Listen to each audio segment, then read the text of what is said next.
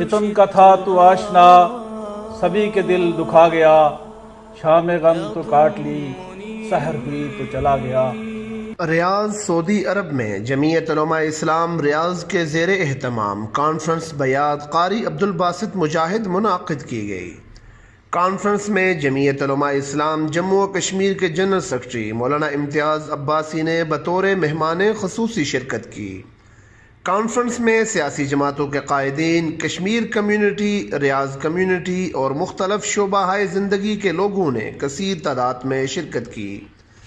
تقریب سے جمعیت علماء اسلام کے قائدین مولانا محمد الیاس، مولانا عزیز الرحمان، مولانا اسد معاویہ اور جے کے الف کے مرکزی قائدین سردار پرویز احمد خان، سردار عبدالحمید اور سردار محمد سلیم خان کے علاوہ دیگر تمام سیاسی و عوامی و دینی جماعتوں کے زعماء اور قائدین نے خطاب کیا۔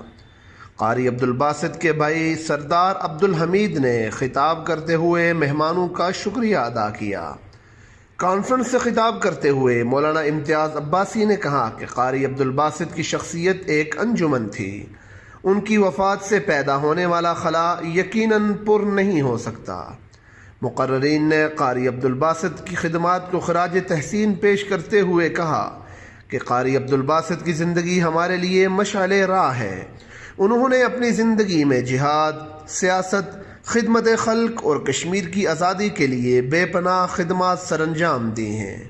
وہ اکیلے فرد ہو کر پورے قافلے کا کام سر انجام دے گئے۔ ہم سب کو مل کر ان کے مشن کو آگے بڑھانا ہوگا۔ مقررین کی طرف سے کشمیر کی آزادی کے لیے کی گئی قاری عبدالباسط مجاہد کی جدوجہد کو جاری رکھنے کا عزم کا اظہار کیا گیا۔ کیمرہ مین ٹیم کے ساتھ اسد معاویہ، KTV ریاض سعودی عرب۔